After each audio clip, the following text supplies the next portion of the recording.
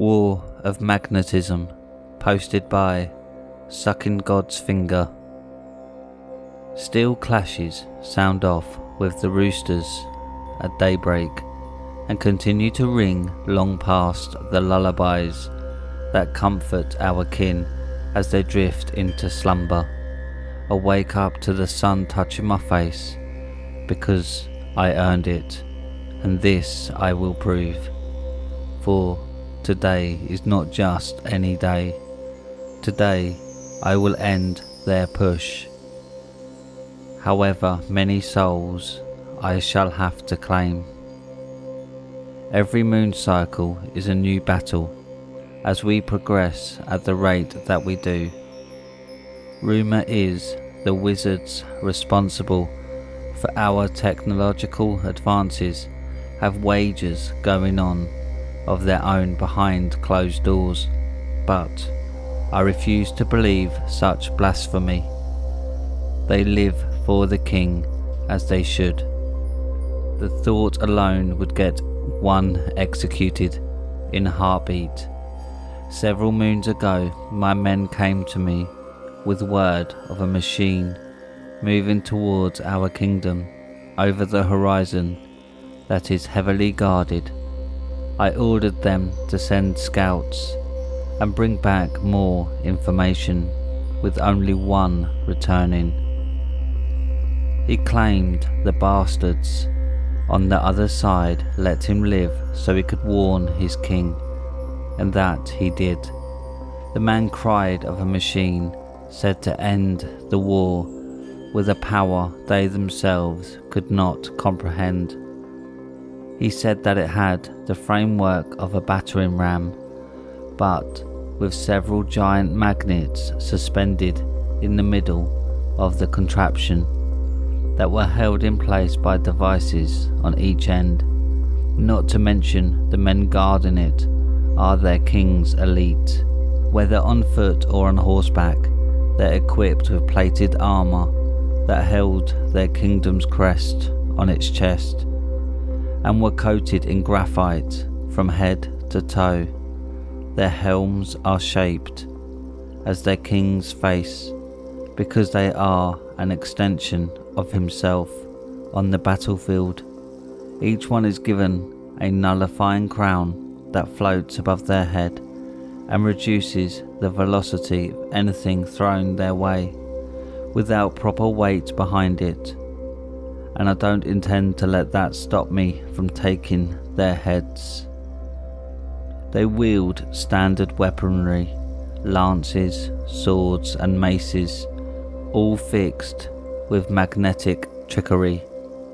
Not to forget those unreliable hand cannons that send groups of metal discs flying through the air, but are useless against the well-prepared. Then the shields. I hate those bloody shields. But that means they're ready for whatever we may throw their way.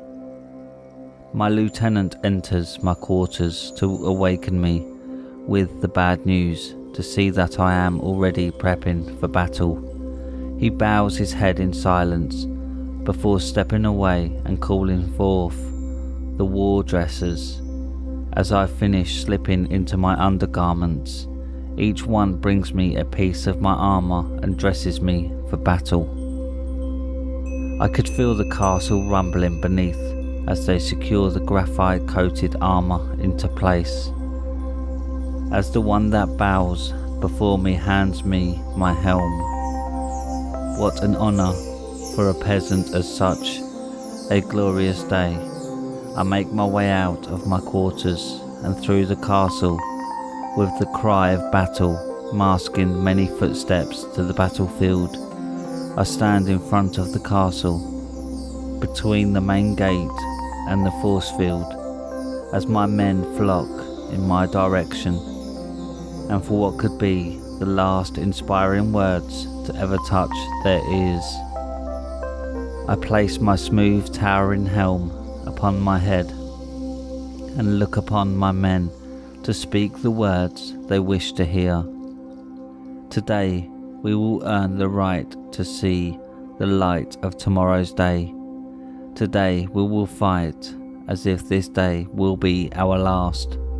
The wizards on the other side have built their army, something that threatens our kingdom like never before. If we fall, then our brothers that have fallen before us will have died in vain.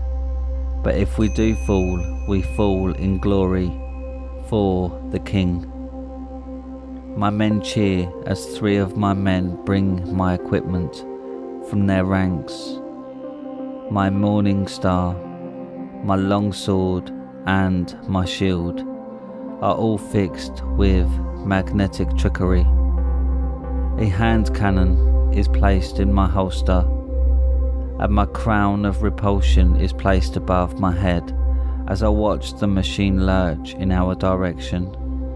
The elite surrounded the machine as a wall of foot soldiers push forward while keeping a box formation around them, all holding tower shields and lances. This is the closest they've been in decades, and we are prepared. I give my first command: arm the Rippers. Sheets of makeshift terrain are pulled from the ground as massive walls of magnets are hoisted up on both sides of the opposing army by some of my strongest armorless men. The machine comes to a halt and their soldiers dig their shields into the ground to make their own force field around them. But some weren't as fast as others, nor did some take the time to properly coat their armor. A reminder why we are superior. Those that didn't slam their shields into the ground in time have the pleasure of having their shields and arms ripped from their body, while the soldiers behind them takes their place.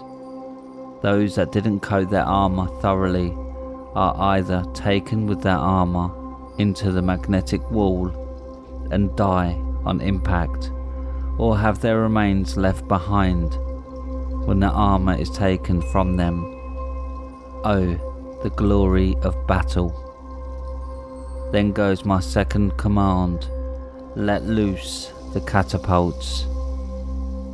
Their army cannot move as long as I keep up the walls of magnets, but that also means we cannot push for an attack. As I said before, the hand cannons were useless contraptions against the well-prepared, so we'll pummel them with stones instead. Stone after stone, we beat into their force field that is made to suspend any metal that touches it. Stone after stone, their soldiers grow weak from the bludgeoning they are unprepared for. To my surprise, they answer ferociously.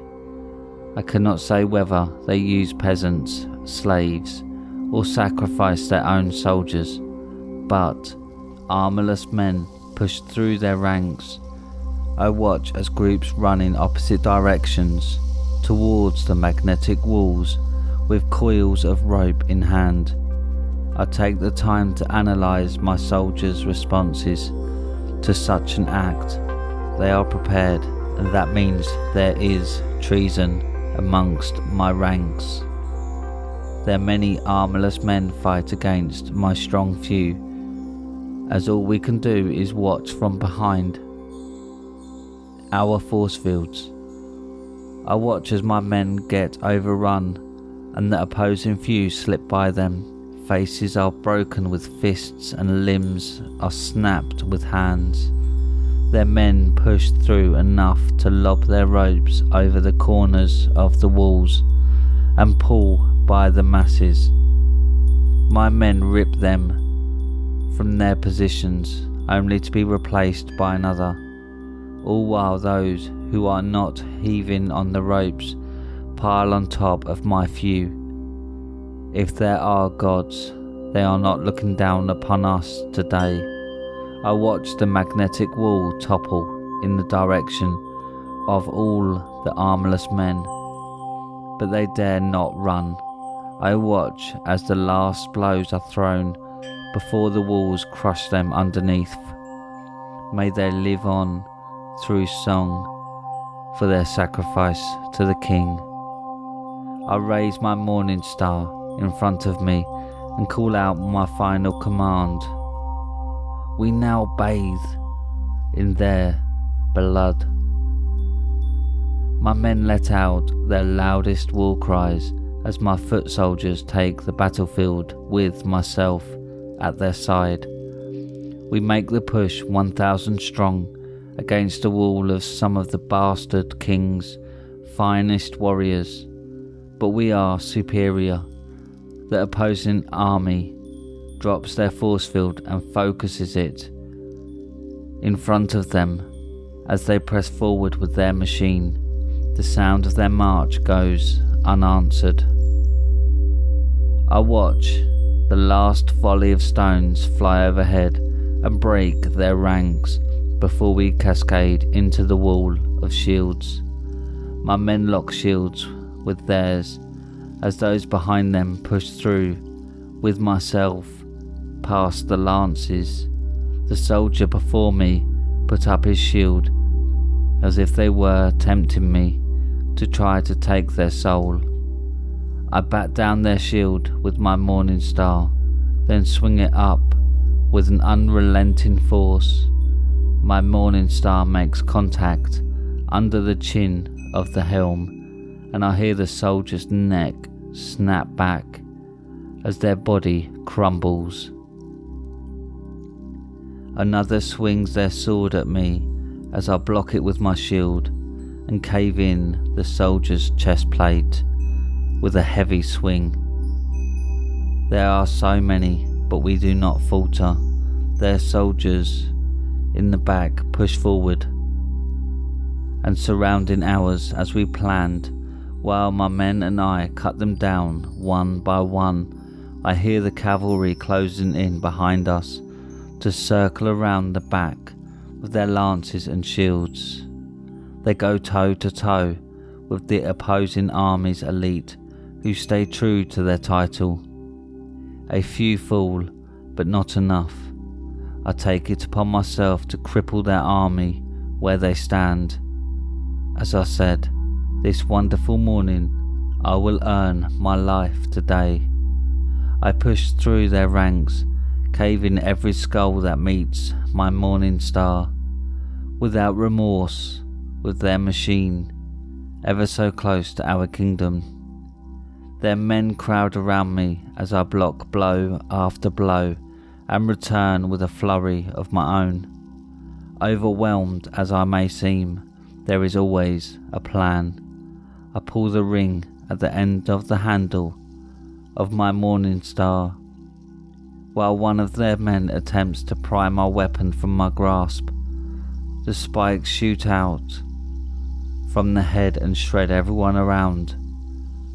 Another soldier closes in for an attack before I can draw my sword. I throw up my shield to block his swing without hesitation. Out of instinct, I draw my hand cannon, drive it into the pit of the soldier's arm, where there is a break in the armour, and send the sharp metal discs into their body. I hear the discs bouncing around in the soldier's armour as their blood showers mine, and I draw my sword in to bring it down on another. The bloodlust clouds us all as the machine closes in on our kingdom's force field. I need to sabotage the machine before they activate it, whatever it may do. I push through their soldiers with a few of mine at my side and make my way to the heart of their army. I stare into the eyes of their elite, who wear the face of their king, as my men and I fight until our last breath. An elite on horseback singles me out from the group and immediately engages. They drive their lance down at me, and I bat it to the side with my shield as it grazes my helm ever so slightly. I spin around to swinging my sword wide as meets his shield, and the sound of steel clashes. The elite drives his lance in my direction again, and I catch it under my arm. He flicks a switch on the lance, and everything from the handle forward launches in my direction. This throws me off balance and onto the ground, but I should have known better, for I am superior. One of my soldiers lets off their hand cannon at the elite to buy time for me as I get my footing once again. I watch as the sharp discs stop as soon as they make contact with the force field made from his nullifying crown, while he draws his blade and drives it into my soldier's neck. His sacrifice will not be in vain. I swing my blade and cleave the horse's front legs where they bend. The weight of the elite's armour makes them flip forward over their horse. I bring my shield down on the elite's neck, severing the head from the body in a single blow. The machine is now at our kingdom's force field, and the mechanism is set into play. A soldier in front of the machine pulls a rope, dropping the device in front of the magnets. The battlefield grows silent for a second as all eyes fall on our kingdom. The suspended magnets push against the device that was still in the back of the machine, then collide with one another until they hit the force field with such a force that it knocks all of us off our feet. They know not what they have done. The ground below us is splitting, and the foundation of our kingdom is no more. All of us watch the machine crumble on itself and into the abyss below. Soldiers from both sides disappear into the earth, while I run for my life to find stable ground. Cracks branch out in all directions like a spider's web, while I watch my men fight until they disappear into the earth. We may not earn my life today, but we have all earned our rest.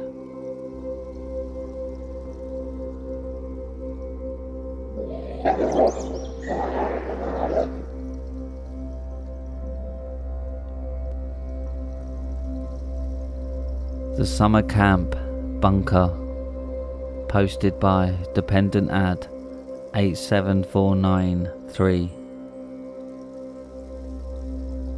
So, when I was 20, I was a camp counsellor for a summer camp called Splash Camp. There was a big lake, 3 cabins and 1 bunker.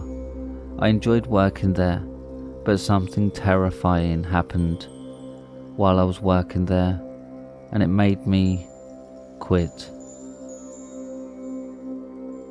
So, it was a Monday. All the children got ready to eat breakfast. I saw my buddy Hanson. I walked over to him and said hi to him. "Hi Hanson." "Hey Greg, what's up?" "Not much. I planned something special for the children after they do their activities." "What's that?" "I plan to take them swimming."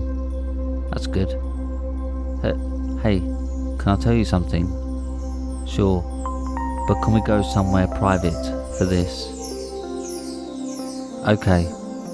We walked over to the woods, and the second I stepped foot in the forest, Hanson pinned me to a tree. I blushed very hard. "Greg, I can't hold this back anymore. I'm in love with you so much. I would do anything for you." I smirked and kissed him. I was planning to say the same. Before he can hug me in joy, we heard screaming. What was that?" Hanson said, trembling. I don't know. I'm going to check it out. Watch the kids. He understood and walked back to the children. I rushed over to where the scream could be heard, and it was coming from the bunker. I was shocked. I've never been down there before. Now is my chance. I opened the bunker hatch and went inside. It was dusty, smelly, and smelled like dead animals. There was a bathroom, kitchen, and another hatch. Of course, I opened it. I looked down. Blackness. I thanked my lucky stars I brought my flashlight. I turned it on and climbed down the ladder. I aimed my flashlight at my left. The walls were covered by blood. I aimed the flashlight at the floor. I could see blood, organs, bones and skulls everywhere. Then I heard munching sounds. I aimed the flashlight at the direction of the noise, and what I saw will forever haunt my mind. It was an endoskeleton, like animatronic, with the arms and lower legs being wires, the rest being its endoskeleton. It noticed the light and looked at me. I screamed and hurried up the ladder out of the bunker and closed the hatch. I rushed back to the campsite and grabbed Hanson. Jenny, watch the kids. Me and Hanson quit. I yelled to Jenny, okay. A few hours passed and me and Hanson got back to my place. We relaxed for a little bit before Hanson asked, why did we have to leave the camp in a hurry? I sighed, told him everything. He understood. Soon he quit his job for me. So, note to self, don't open a bunker hatch in the middle of the woods.